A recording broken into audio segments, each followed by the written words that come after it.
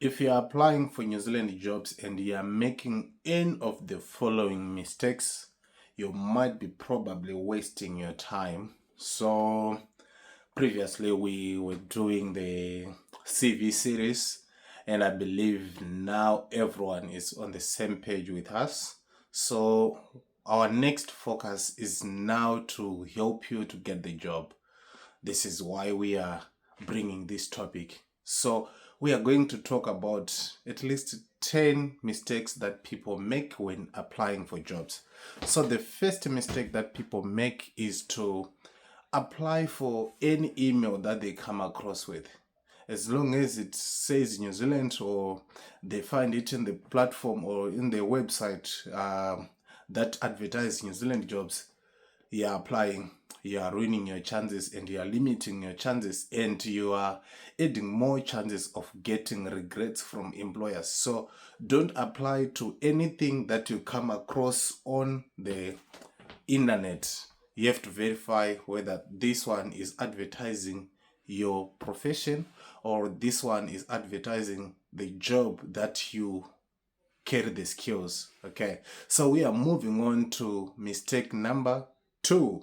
Okay, so mistake number 2 is sending the same CV to every company.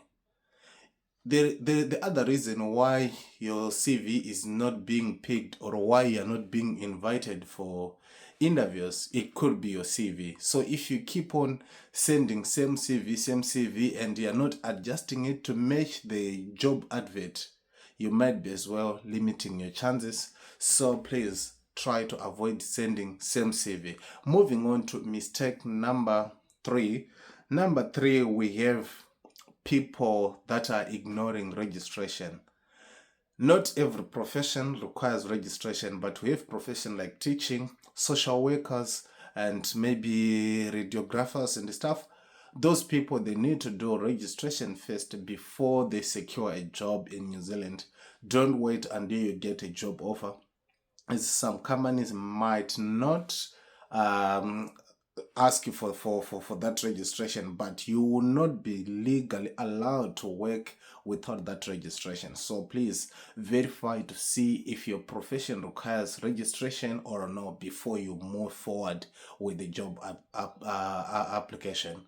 So this means if you put your mind together and you say, this is going to be my next focus, I'm now targeting to move out of my country going to New Zealand, please do this research before you make any effort, or before you start making any of the investment, whether you are investing your time, your energy, your paperwork, whatever. Check to see if you don't require to do registration, right? So we are moving on to number 4. There are people that lie to say they have New Zealand experience, yet they've never been to New Zealand.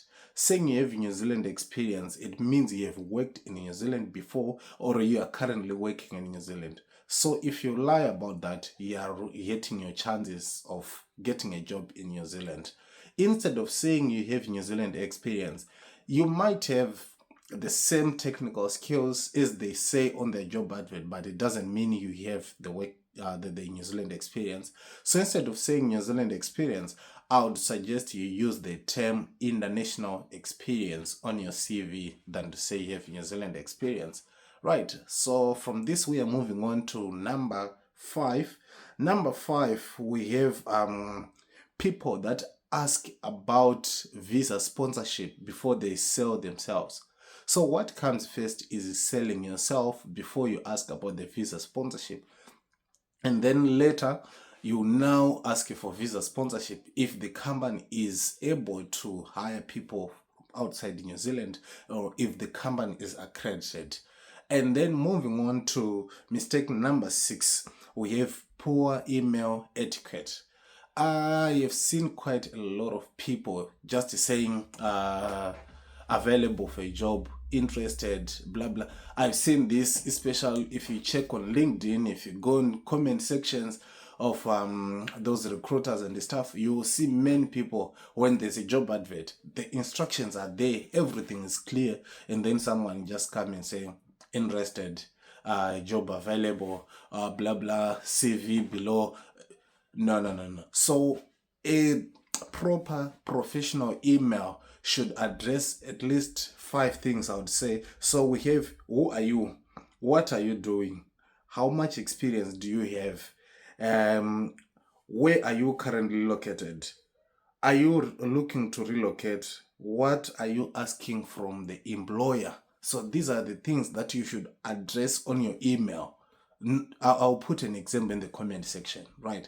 And then moving on to number 7, people they put a CV with no measurable achievements. We know that for you to be able to apply to New Zealand, you need at least, they say 2 years experience, but I say practical 3 years experience. So in those 2 3 years, you have something that you have achieved, and it's good to put that thing on your CV. Okay, so don't skip that part. Put your measurable achievements that you have made while it's working on that particular company. And then moving on to number 8, this is the trick one. This is the trick one. I've seen people, they tick all these 6 things that we have mentioned, and they manage to reach a point where they are invited for interview, but they don't research about the company. So please, if you don't research about the company that you have applied for, you are at a high risk of applying for failure. So when you are invited for an interview, they will tell you the name of the company in most cases, and go and do a research about that company before you sit for an interview and understand how that company operates. There's nothing as painful as losing a job only because you failed an interview, but you have been shortlisted, everything you were ticking, and then you just fail to match your response with what the company do. So please do a research before you sit for an interview. That's why they give you that time frame. Some they'll give you a week, some they'll give you 2 days, 3 days, whatever. But please, on that space of time that you are given, do a research about the company and understands how they operate and what they do, right? Then moving on to number 9, giving up after making some few applications. So relocation, it's a process. It's not a one night thing or a quick thing. So please, when you are making an application to overseas, don't give up so easily. If you make 4 5 applications, then you are giving up. Your dream might not come true. So try by all means to keep focusing and make a spread data sheet where you write, I've applied to company A, B, C, D, and then after a week or 2 weeks, if they didn't respond to you, you make a follow-up to see where do you stand with your application. And then lastly, this is a mistake that I've seen quite a lot of people making, paying someone to secure a job for you. That doesn't operate and that doesn't work in New Zealand. Don't be fooled with people that will say, hey, we'll guarantee a job, blah, blah, blah, blah, blah. Never. Those recruiters and the staff, they are paid by employers.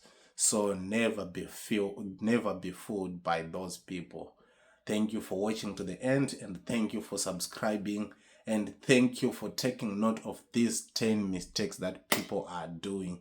Please avoid these mistakes, and all the best to those that are hunting for the jobs.